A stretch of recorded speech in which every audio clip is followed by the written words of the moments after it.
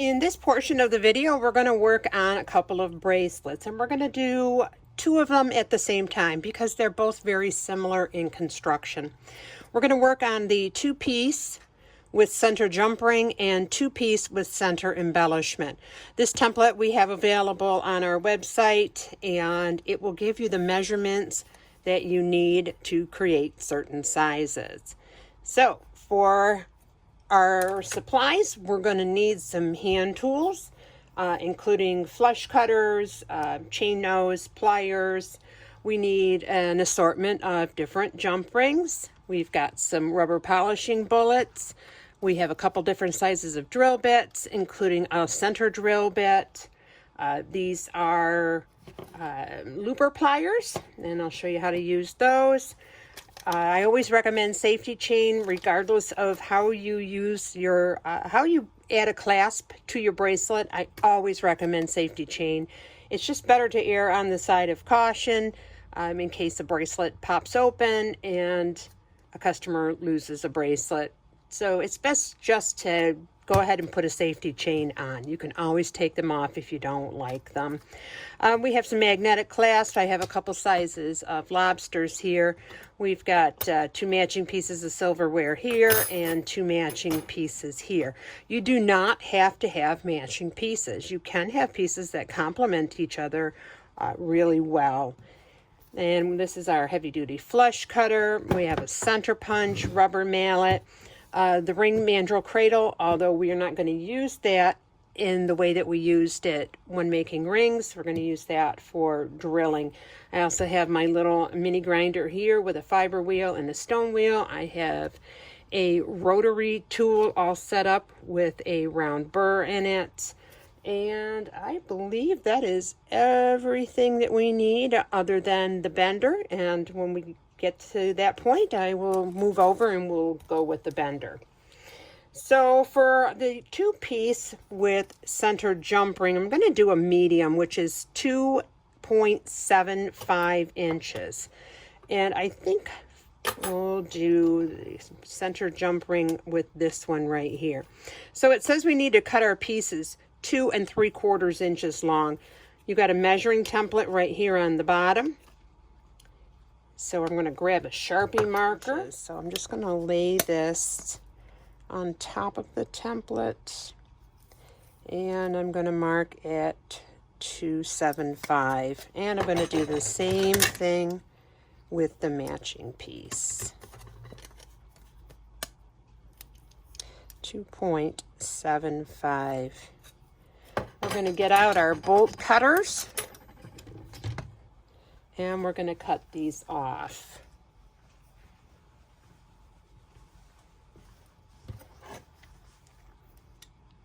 Placing it down into the jaws on the mark.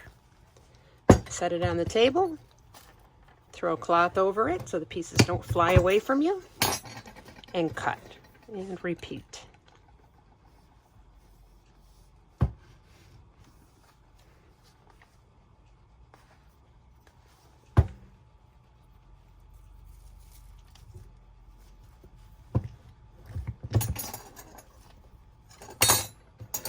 Okay.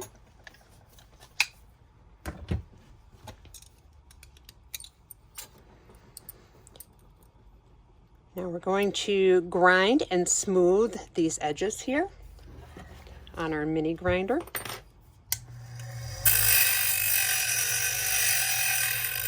You can make your cut end square, round, however you want to do that. No hard and fast rule.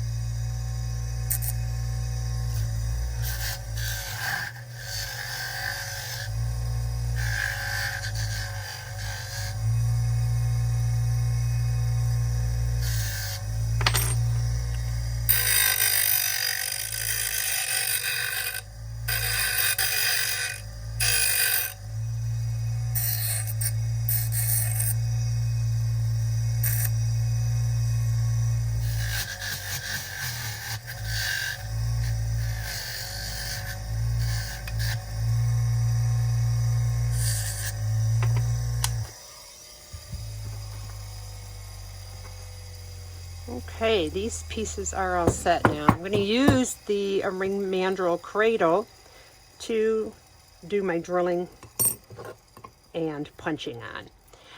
Now, there are a couple things to take into consideration when it comes to drilling the holes. One is a hand drill just really does not work well. So I always recommend a small benchtop drill press. You'll find it is much, much easier. We need to make some marks where we're going to put our holes. I recommend, if possible, to drill on the back side. That way, if you skid off with your drill bit, you're not going to mar up the face, okay? So I'm just going to mark where I want the hole to be on the back side of the silverware. And this side as well. I'll put one right there and one right here. In order to keep the drill bit from skidding around, we use a center punch, and what that does is it creates a divot in the metal and it gives a place for the drill bit to start.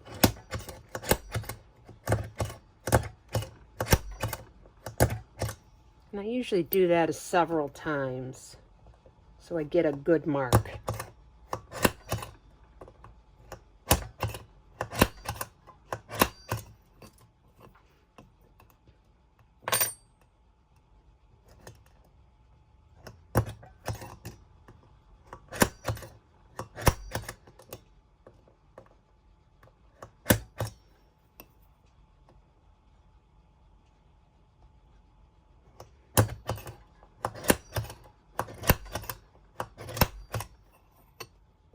Show you how to drill this while they are flat. It's easier to drill them when they're flat as opposed to when they're curved. So you do need to keep in mind that when you create a hole in the metal, you're also creating a weak spot. So if the metal is particularly thin or the pattern is particularly ornate or really delicate, you want to remember that, because if you drill a hole into an area that can be compromised, when you go to bend it, you could possibly snap that off. So it's something to keep in mind. You may want to drill a small hole to start with and then a little bit larger hole once you get the pieces bent. But I'm showing you this way just because it's a lot easier to do that drilling when the pieces are flat. So I'm going to get the camera set up. We're going to move over to the mini drill press and I'm going to show you the drilling for this. When it comes to adding findings, I like to use findings that are small and that don't detract from the look of the overall jewelry. So I use the smallest jump rings that I can get away with. So I'm going to chuck up a 1/16 inch drill bit. And that is going to work for a 16 gauge or smaller jump ring. You want to chuck that up relatively high. You'll get a lot less wobble if you chuck that up high. And then we're going to tighten that down.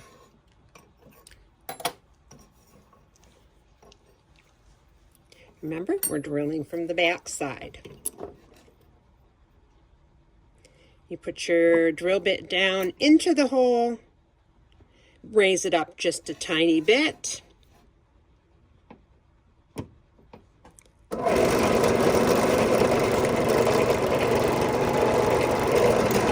Give you a nice good place to start there. We recommend Tap Magic liquid lubricant. And that's that product right there. I've put some into a smaller bottle just to keep over here at my press. We also recommend beeswax, and we have them in a couple of different sizes. You can find all these items on our website. This is going to keep your drill bits cooler, and it's going to prolong the life of the drill bit. You want to use a titanium or a cobalt drill bit because we are drilling through metal, and wood bits just aren't going to cut it. So we've got a little bit of oil there.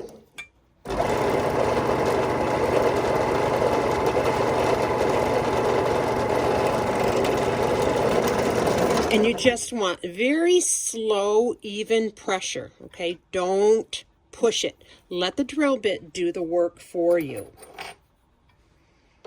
I need to tighten that just a hair.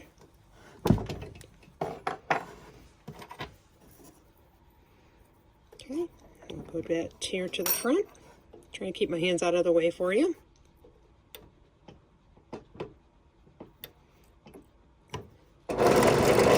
Right there. Add another drop of Tap Magic. Just one little drop's all it takes. Okay,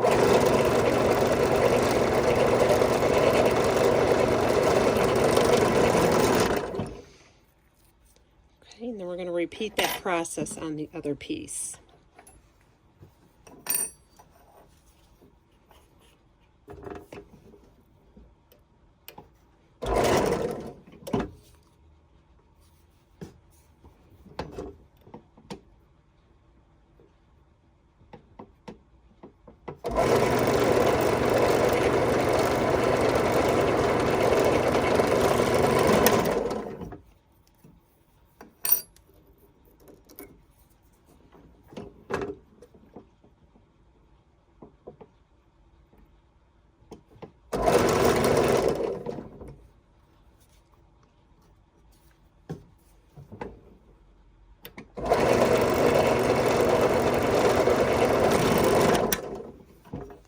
Okay, now when you've drilled, you're going to be left with what we call a burr, and that's a little sharp area.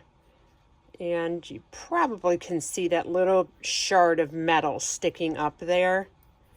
And that's going to happen on the holes that you drill. So we've got a couple of different ways that we can approach removing the burr. One is using a center drill bit. And what it does is it not only will remove the burr, it also creates a chamfer. So it's a little hollowed area. Okay, I'll show you how that looks. And then I'll show you the alternate way to remove the burr. I just want to release our 1/16 inch drill bit. And I'll show you the difference between the two, and you can decide what you like the best. And this is a center drill bit.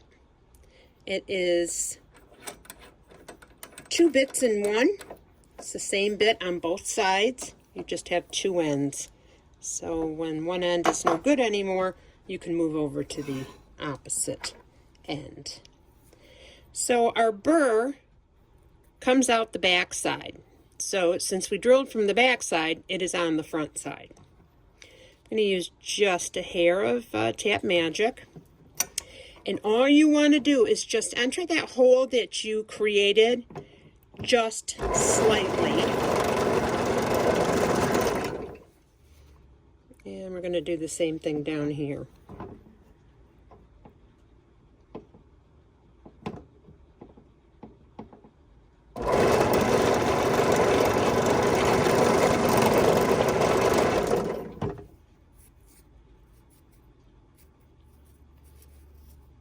Feels good on that side.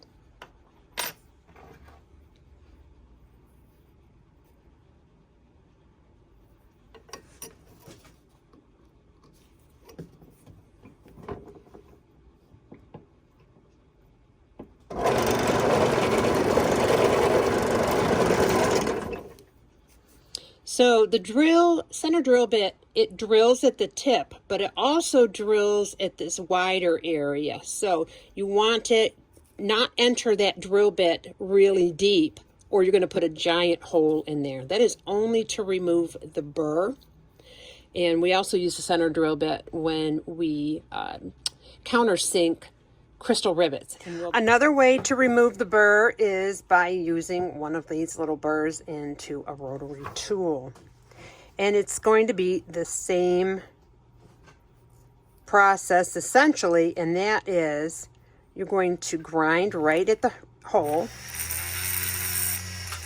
just so you remove that burr. Okay, really, really super simple. So our pieces are ready now. I'm going to get the bender set up and we're going to move over to the bender and I'll show you the bending process. I've had people tell me that they prefer doing the bending when the pieces are whole just because there's a lot more to hang on to. So you can do it that way as well. And what you would do is just drill your holes, mark and drill all of your holes, and then you're going to cut off afterwards. So I'll show you that on the next bracelet. On this bracelet here, we're ready to do the bending. So I've got the block. I'm using the large channel and the large roller. And you're going to set that up in your bender. And it's just as easy as putting in the largest pin and sliding the roller on. Now we're going to set the piece up so that it sits.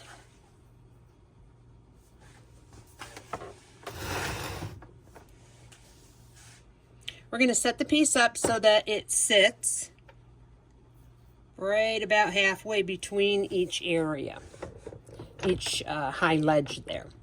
And we're going to give it a little bit of a squeeze, okay? Just a little press. Bring it back towards you and give a little press. Push it away and give it a little press, okay? The amount of pressure that you put on each press is very slight. You'll find that bending for bracelets is a lot easier than bending for rings. So you do want to be careful to not press too hard and just realize that you don't need as much pressure. Okay, so I've got a little bit of a bend there. I'm going to lay this part down into the channel now, and I'm going to bend that cut end and just hang on out here. And I gave it a press all the way down, okay?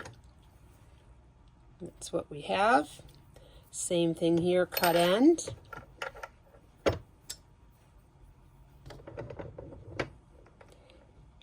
Excuse me, same thing on the decorative end. We're laying the decorative end down in the channel, right underneath the roller, and giving it a full press. Okay, and that's what we have right here. Now we're going to check and put it in the center, and we're going to do full presses. Okay, that's going to complete the bend as far as you can go with the large roller. Now I always like to just put it on the side of my wrist and see how that looks and see how that lays. My curve is too open. I have a small wrist. For some customers who have a larger wrist, you're going to want to have a more open style. I'm going to give this a little bit more of a curve just because I have a small wrist and I'm going to fit this for myself. I'm moving down to the next roller size. The first one was 1 3/4. This is a 1.5 inch roller. I'm going to lay that right in the channel again, and I'm going to press all the way down. All the way down. And we're going to move it back and forth, move the piece back and forth, pressing all the way down each time. And you can see how that gives more of a curve to this piece here. You can go into the smaller channel here. This channel here will fit the 1.5 inch. It also works in the 1 3/4 inch channel. If I wanted more of a bend, then I can bend more like that. But I'm happy with the way that this is right now, so I'm going to make the other piece identical to this one.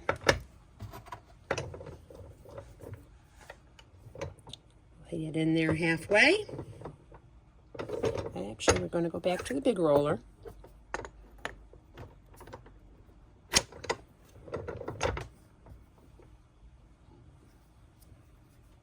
Give a little press, pull back towards me, push it away from me.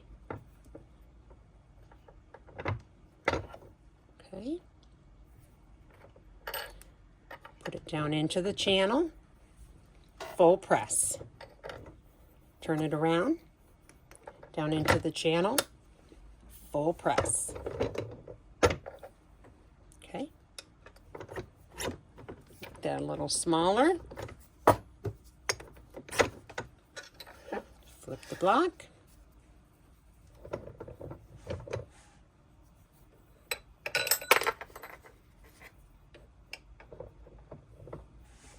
Put it down in the center, full press.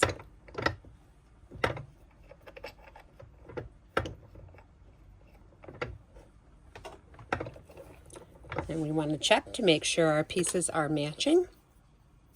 And if they're not, we're just going to go in and we're going to do a little more work on it. Okay, this one here, it's got more of a curve to it. So I'm going to add a little more curve to this one.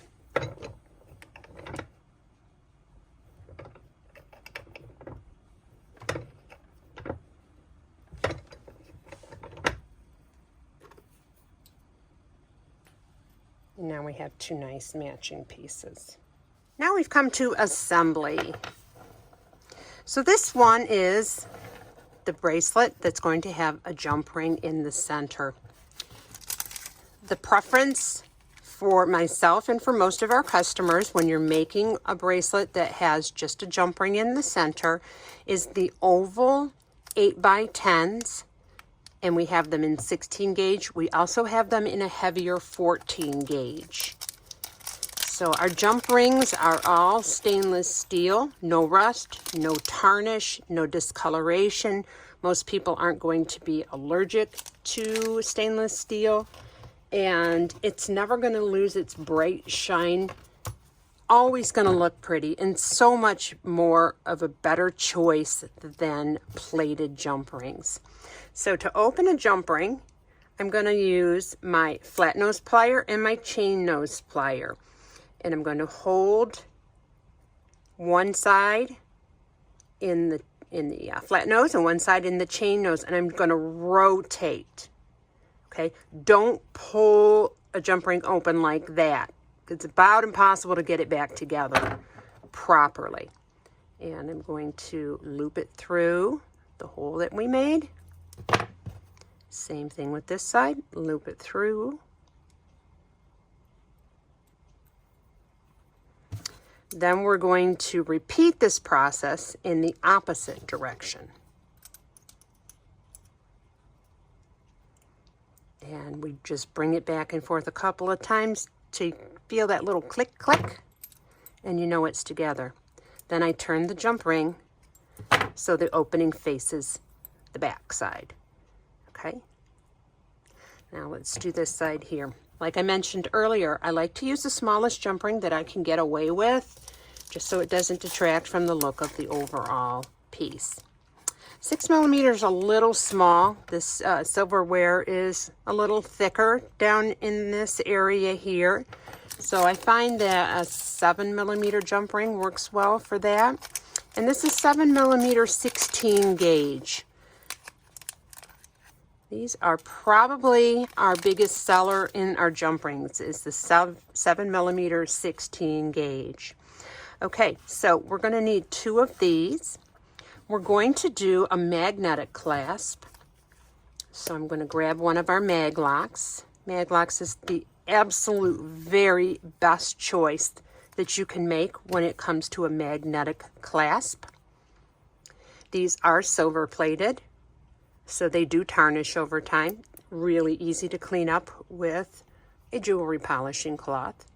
And actually, the more you wear a piece, the less it tarnishes, just because it has friction against it on a regular basis. So I always recommend safety chain. And even with a super strong magnet clasp like this, I still like to put on a safety chain. I lost a couple of bracelets one winter just by pulling my winter coat off and the bracelet coming with it and dropping on the ground and never noticing it. So from that point on, I always added safety chain. We have a couple of versions of non-magnetic safety chain. And we have this style here, which is a lighter weight link.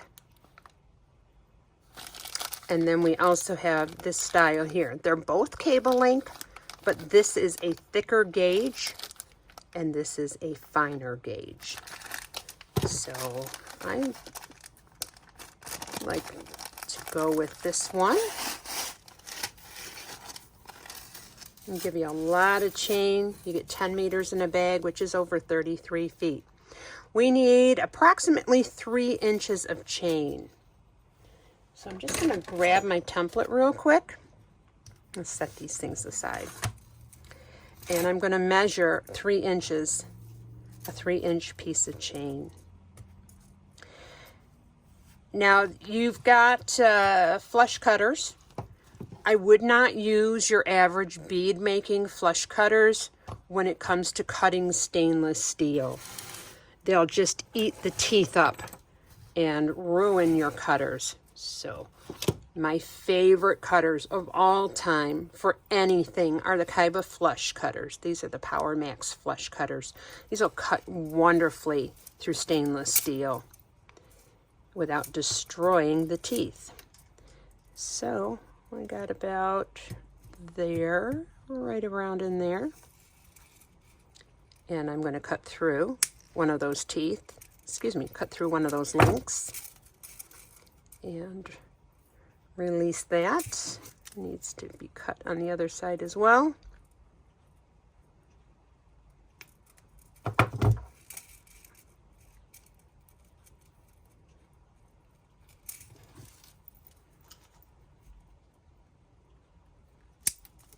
There we go. So we have our 3-inch piece. So I'm going to get my 7mm jump ring. And I'm going to do a little twist there. I'm going to put that through the hole on the back side here. I'm going to take my safety chain, add that on.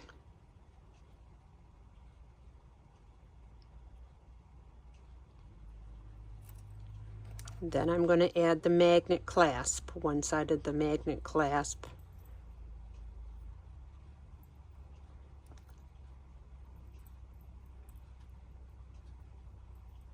Grab that.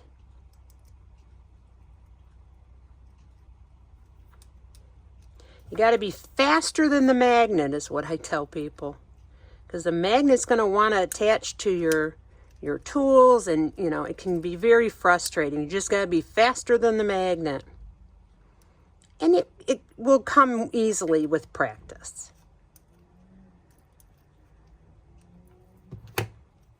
Okay, I'm going to do the same thing on the opposite side.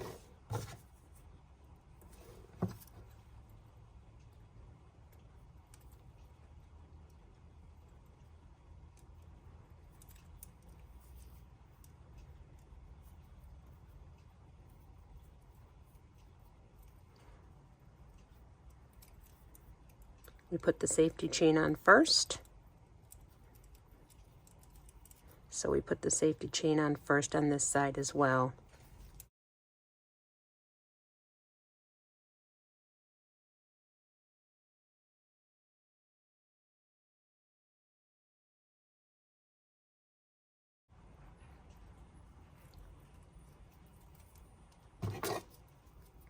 And we're going to close that. Just wiggle back and forth until the two ends join together. Mine are just a little bit crooked, so I'm just going to squeeze here from the top, line them up. Okay.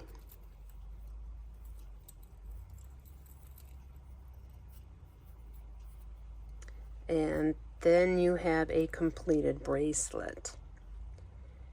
Now, some people like to add charms to the front. It's super easy to do. You can do them right after you put everything together. I'm going to bring that opening back around to the front again. I'm going to open that up. I'm going to take the one side off.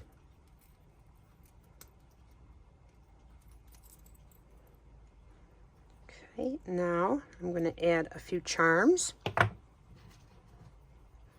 These are great for these little charms here. These are great for like a mother's jewelry or grandmother's jewelry or couple's jewelry. So I'm just going to grab a couple of these charms and I'm going to add them right in.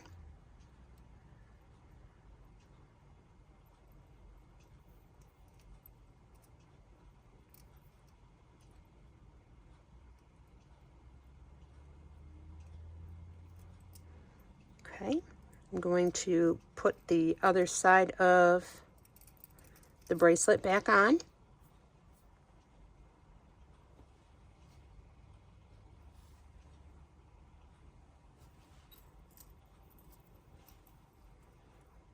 I'm actually going to pop that apart for the moment.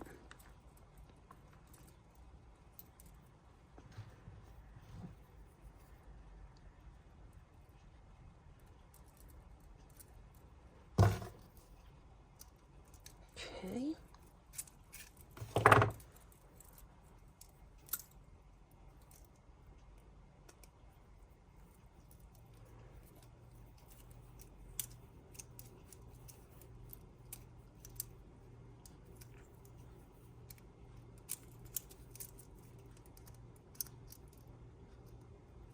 Then I'm going to use my pliers and close the jump ring back up.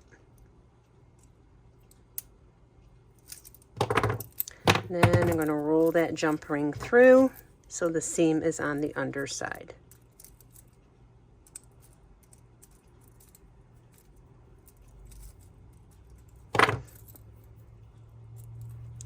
And there you have it. Really cute. Super cute. Really pretty. Now let's move on to doing one with a center embellishment. And I have a couple of items here, and we're going to decide what we're going to do when we get that far. This bracelet I'm going to show you how to bend by using the entire piece of silverware. Okay, so we're going to measure. We're doing a 2-piece with center embellishment. I'm going to do a medium, so I need 2.5-inch sections. So I'm going to measure out 2.5 inches.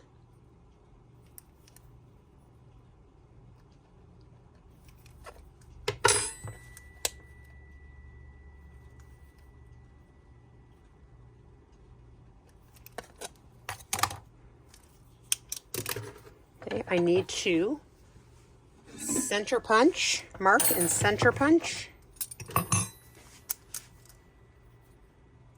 I'm actually going to move that mark to the back side because, like I said, I prefer drilling from the back side. So I'm just going to move my mark around to the back.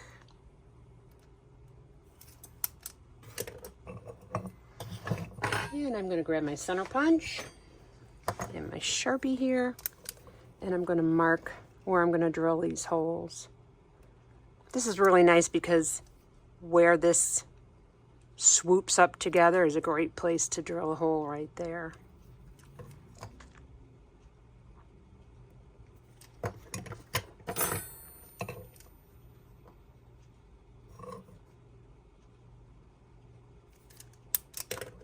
Okay, I'm going to take these over to the drill press and I'm going to drill them. I'm not going to show you the drilling process because it's the exact same thing as before. We're going to bend using the entire piece. Let's move over to the bender.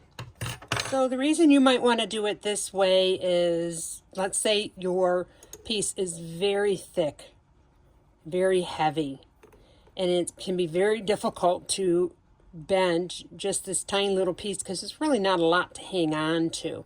So we're going to use the entire piece. And same thing, halfway between the center of the channel. Little press, pull back, little press, push forward, little press. Very, very easy for things to slip, okay? In order to prevent slipping or to help eliminate slipping or make it easier for you, I guess I should say, is to do your bends slow and easy, okay? So if you get to a point and it's slipping and you just can't get control of it, you want to go past the area that's causing the problem, causing the slipping. So I'd push it in slightly and give it a little bend, then come back to where I was originally trying to bend, where it started to slip, and press. So you kind of got to find what I call the sweet spot. Okay. My block's kicking around here.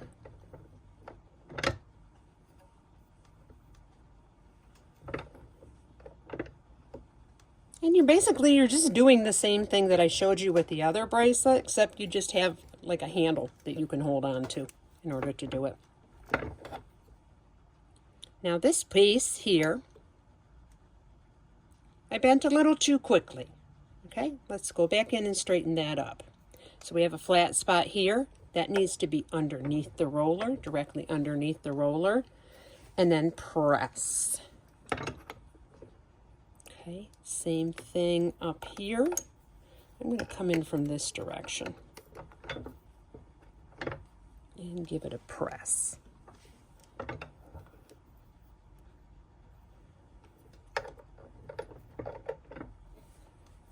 And you've exhausted all the presses with the large roller. Then you can move down to the next size. You can see that we're already starting to straighten out there. I'm going to move down to the next size smaller. Flip this. Now I'm going to go in and work on those flat spots. So again, I have a flat spot right there. Underneath. Good firm press. Okay, it's still a little flat.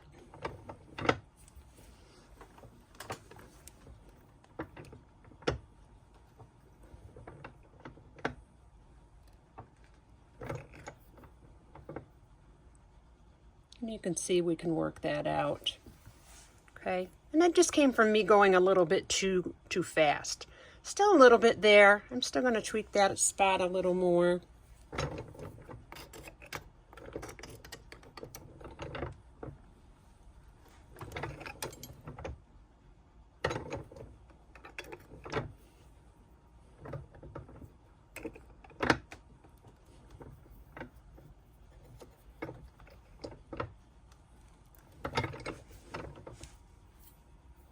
Get just a little bit too much of a bend. So I'm just going to straighten that out a little bit. Okay, that looks pretty good. Now remember, we're going to be cutting that off down in here. So I'm going to do the other one, and we're going to cut these off. Now let's go ahead and cut that off.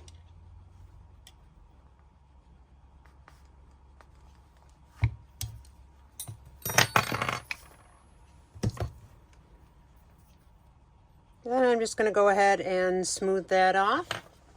Okay, our pieces are ready for assembly. So we're going to use a center embellishment for this piece here. You can go to your local craft store, Joann's, Hobby Lobby, Michael's, one of those, and you can check their bead section, and you know, the world is your oyster. There's just so many choices out there. So you can get something like this that already has loops attached on either side, and all you're going to do is add your jump rings to bring them all together. Or you can do something like a bead and a couple of decorative end caps. And so that's what I'm going to show you. We're going to use our handy looping pliers here, and got our trusty flesh cutters, and we have a head pin. So we're going to build our little assembly here by putting a cap on, an end cap a bead and an end cap. Okay. Just going to bend that up so that doesn't fall over, or excuse me, fall off of there. I'm going to cut that little ball off. I'm going to insert that pin, head pin.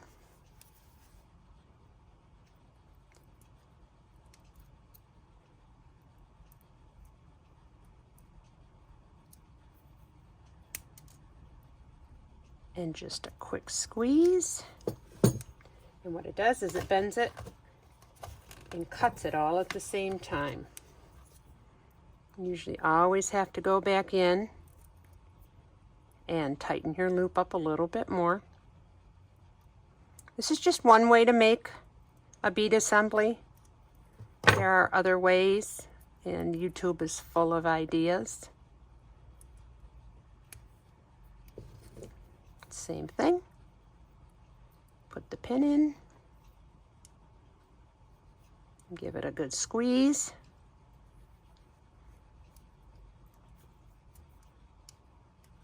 Pin's a little bit short, and so it doesn't want to cut it at the same time. That's all right. We'll work past that.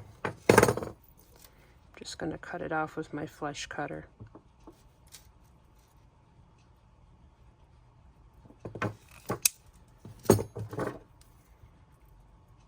And tighten that loop up. To me, this is the easiest way to make a bead assembly. The little looper pliers makes bead assemblies really, really fast and easy.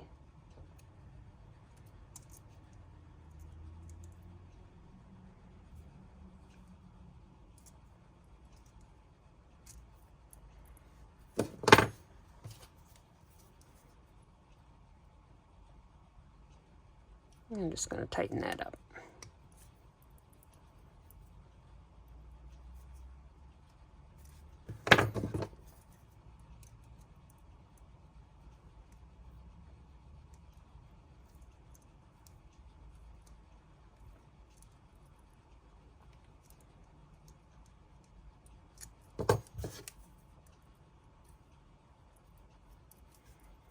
Okay, so that bead assembly is now ready to put on the bracelet.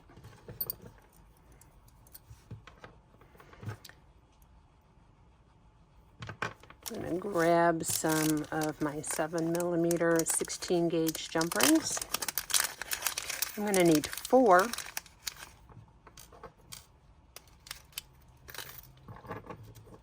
I'm going to see if I can get away with a 6 here in the front, because it's thin there in the front.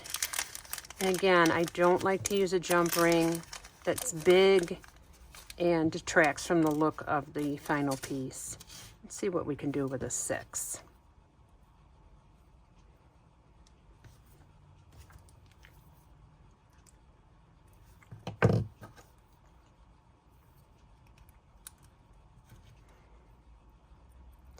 And put your bead assembly on. Yeah, I think a 6 is a better choice here. Silverware is thin enough here. And a 7 would stand out a whole lot more. So the 6 is a good choice here. It's nice to have assortment of jump rings on hand, different sizes, different gauges. Because it really does make a difference what you choose in findings. Cheap findings make your work look cheap. So invest in good findings. That way your work lasts a long time and is definitely something you can be proud of. Okay, so that's the center assembly there. This time we're going to do a lobster claw. So I've got large lobsters. Definitely great for people with a little more dexterity issues, arthritis, such things like that. I'm going to use a medium one here. And I am not going to put a safety chain on this one because the chances of this coming open are pretty slight. Pretty slight. Now, it's different than a magnet, which can get caught on something and just pop open real quick. These are super strong magnets, but they do run the risk of being popped open without you even knowing it. So we're going to do a 7mm jump ring on this side.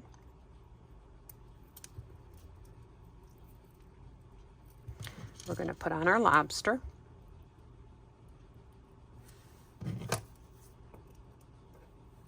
And we're going to close that up. Remember to go back and forth a few times just so that locks right up in there nice and tight. It also work hardens the jump ring, which means that the metal gets a little bit stronger when you work harden it. Grab another jump ring. These are kind of hooked together here. Get rid of that. Add another jump ring there. And what it's going to do is it's going to lock in to that jump ring.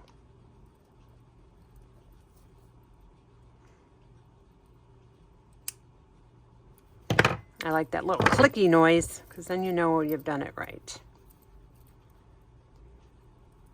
And the jump ring is now the loop closure. Okay, you can add more jump rings. So if you wanted to make this variable sized, for example, we could add a couple of more jump rings on there. And that would give a little bit of variance in the size for the wearer. So I've just got 2 here that I'm looping together.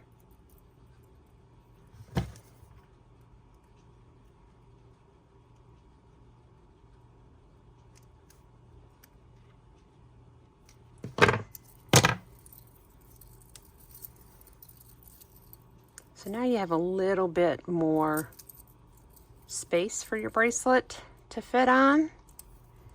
So you can do that as well. You got a customer who absolutely loves a bracelet, but it just is not going to fit that person's wrist. This is a great way of making a bracelet bigger. Okay, just add jump rings. You can add to both sides. You can add just to one side. I probably would move down these extra jump rings. I'd probably move down to a 6, but this is fine the way it is. So we have 2 absolutely gorgeous styles of bracelets with 2 different types of decoration and 2 different types of clasps. That brings us now to cuff bracelets. And for cuff bracelets, you need a longer piece than your average spoon or fork handle. So some good choices are serving pieces that have really long handles. Iced tea spoons are great. Butter knives really make awesome cuff bracelets. You can like do feather engraving on here, make it look like a feather. You can load it up with crystal rivets. There's so many things that you can do there with those plain areas to really jazz it up. Another good item is the little sugar tongs. And I'm going to start with this piece here, this long serving piece, which has a really nice decorative handle. It does have some cutouts in it, which makes those areas prone to breaking. So I'm going to show you how to do this bending gently so you can help protect those areas from breakage.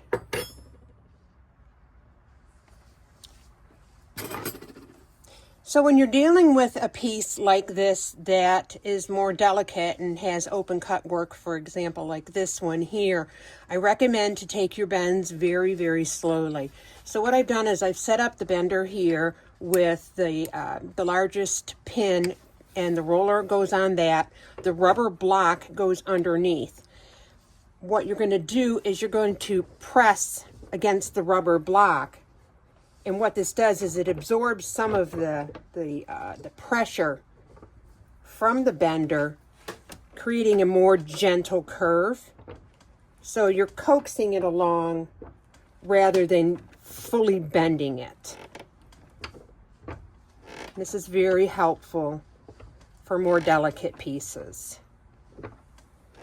This is actually, you know, a pretty beefy spoon, but due to the cut work in it, it's definitely more prone to breakage during bending. So I'm just giving it small presses all up and down the length.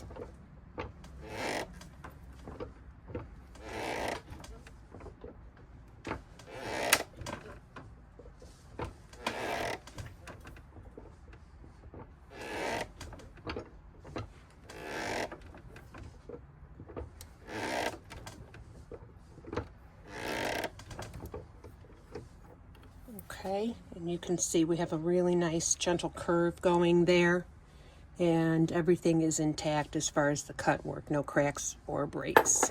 I'm going to move down to the next roller size down, and we're going to coax that bend a little bit further.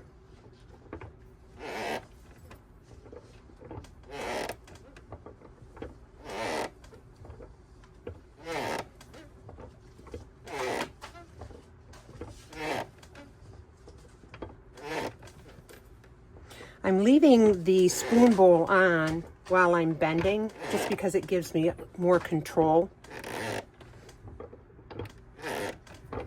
I'm going to actually flip it this direction. The set screws are kind of getting in my way here.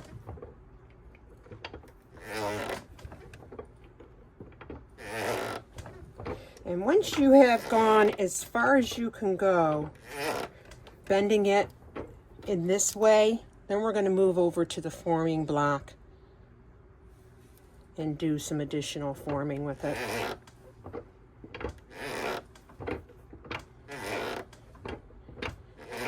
So at this point, I'm going to go ahead and cut that off, and I'm going to grind and smooth that end. Then we're going to finish forming the cuff. All right, I've gone ahead and cut that off, and we're going to continue to do the forming on this bracelet. I'm going to start giving it small pushes with my hand in an effort to continue to coax it over.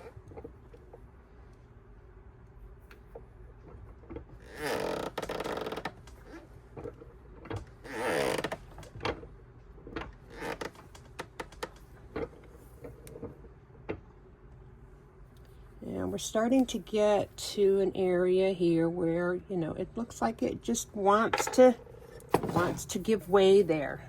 So we have to be real super careful. I'm going to pop back over to the largest roller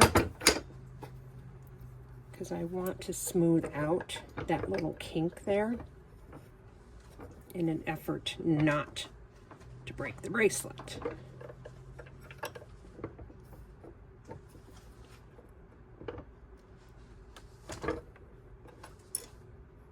Okay.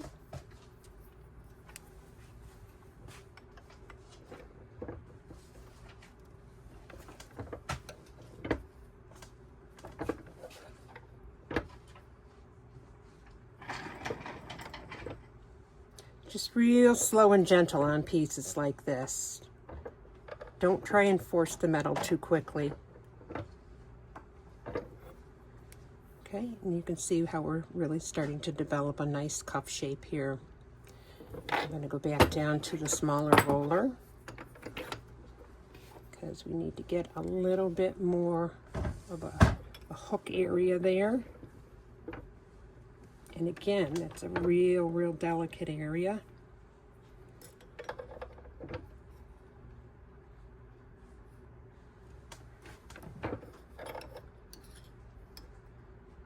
Beautiful.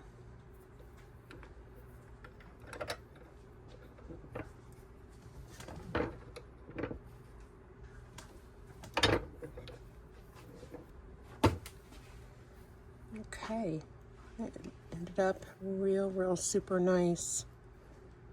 Still have just a wee bit of too much of a sharpness right there, so I'm going to try and smooth that out a bit.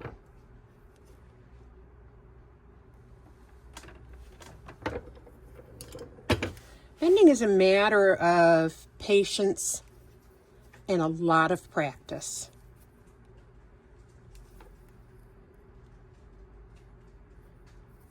I always tell people you didn't learn to ride a bike in one day. Chances are you're not going to learn to bend to your satisfaction right away. And I'll have people say, well, you make it look so easy. Well, I've also done this for 12 years. You can't give up after one or two pieces. Okay? And you see that bent really beautifully. And there is no cracks or breaks within the cut work there. Cuff bracelets are best fit going over the side of the wrist and then flipping it. So that makes a really beautiful cuff bracelet. And I'll put that in the tumbler and get that all shined up. So I also want to show you real quick on this piece here. These make adorable cuff bracelets. So what I did is I went ahead with some 000 steel wool and I removed the tarnish from that area. And it gives you like a nice satiny finish. That's before, that's after. So these are real easy to just open up like this. And I'm going to use my mallet to flatten that down.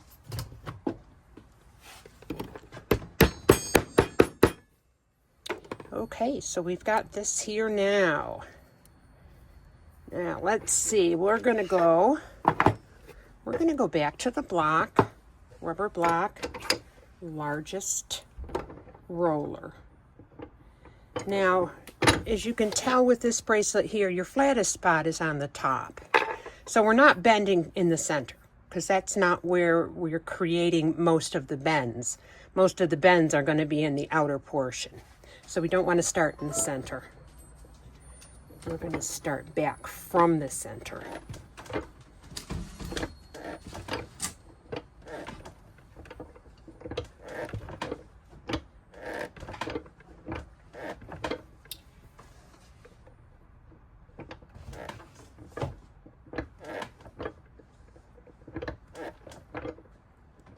Now this piece, although it doesn't have any cut work, it does have some really super thin areas. And again, you need to use care and caution to not break those areas. So you can see we're getting a nice simple bend there. Simple, smooth, easy curves like this that are accomplished using the rubber block.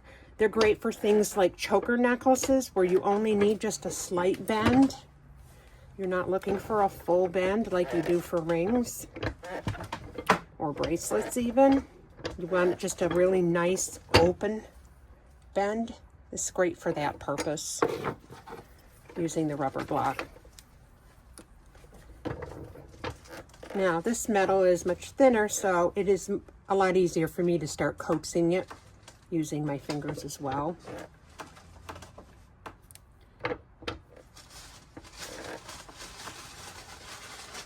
These are going to be probably your simplest bracelets to make.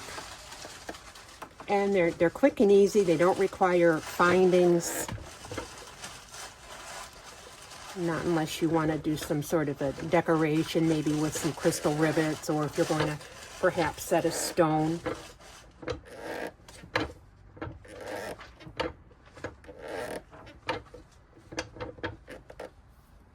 And again, we'll just give it some additional pushes with my hand.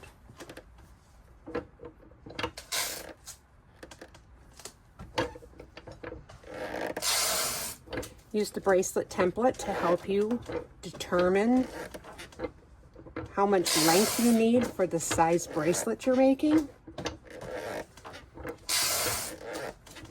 This one actually has quite a bit of length to it. This could very easily be soldered together on the end and make a bangle bracelet. So many things that you could do. A couple of crystal rivets in the center of those flowers would be absolutely gorgeous. Engraving someone's name or metal stamping someone's name on that open part right there would be a great choice for additional embellishments. So I'm just going to continue to shape that with my hands until we get that really nice oval look here. For bracelets, smaller bracelets for a person that has a real thin wrist, your bracelets are going to be more oval in shape. And if you're making bracelets for larger wrists, they're going to tend to be more round in shape. Okay, so again, the best way to put these on, this one I have to open a little bit in order to get it on. Just put it on the side of the wrist and rotate it around. And that's what you've got there. Cute like this as well, wearing it on the top like that as well.